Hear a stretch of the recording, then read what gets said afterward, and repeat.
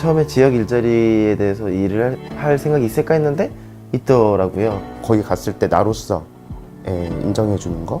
이제 이 일자리에서 일하면서 내가 어떤 숙련을 쌓아갈 수 있고 향후에 내가 어떤 일을 해나갈 수 있고 이런 것들에 대한 뭔가 전망을 그려나갈 수 있는 여지. 지금 하고 있는 일들의 직무를 구분하고 그 직무별로 필요한 업무가 무엇이 있을지 지역사회 전체의 공동의 매뉴얼을 같이 좀 만들어보고 청년과 마을이 만나는 게 굉장히 어려웠는데 그럴 수 있는 기회가 만들어지는 것이다. 저는 청년유니온에서 활동하고 있는 은평 식량협 플랫폼에서 활동하고 있는 중앙부에서 살고 일하고 활동하는 전국 청년정책 네트워크에서 활동하고 있고요. 혁신교육지원단 단장 맡고 있는 이미경입니다. 반갑습니다. 이 프로젝트가 처음 만났을 때 마음이 굉장히 설렜어요.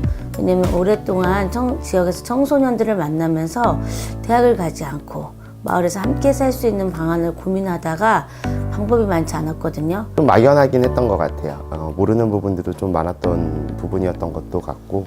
지역에서 청년들이 오는 거를 좋아할까? 부담스러워하지 않을까라는 한 축과 청년들 입장에서는 과연 지역에서 일을 하고 싶어 할까? 마을이 청년 일자리 문제를 어떻게 해결하지? 이거에 대한 의문이 좀 들었어요. 보통 청년 일자리 문제 해결하겠다 뭐 이렇게 얘기하는 주체 사람들은 보통 뭐 대통령이거나 광역 단위에서 이런 얘기들이 많이, 그러니까 막 서울 특별시 단위, 뭐 무슨 도 단위.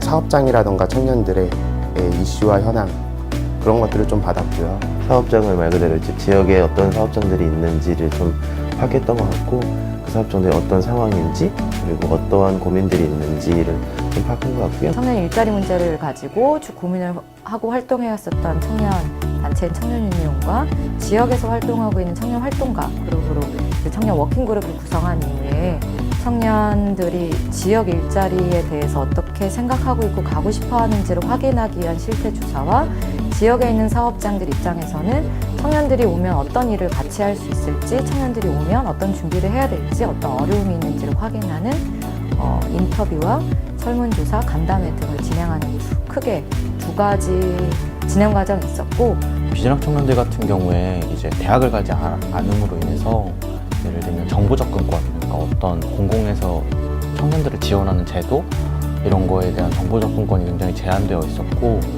그리고 이제 보통 대학을 가면 뭐 동아리를 들어간다던가 아니면 뭐 대외 활동을 한다던가 하는 식으로 자기 관계망을 쌓아가잖아요.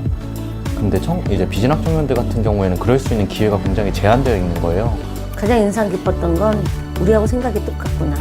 공공의 가치를 두고 살 문제를 해결하는 영역, 그 다음에 이제 교육과 관련된 곳, 그 다음에 사회복지 관련된 일자리에서 일을 하고 싶다라고 하는 조사 결과가 나왔죠. 함께 인정해주고 배려해줄 수 있는 사람으로서 대해줄 수 있느냐 이런 부분들의 포인트들로 저는 사실 더 와닿은 것 같기도 해요. 지역 일자리가 가능하다고 느껴졌고 그게 이 프로젝트 통해서 꼭 되었으면 좋겠다. 마을 사람들이 마을 공동체가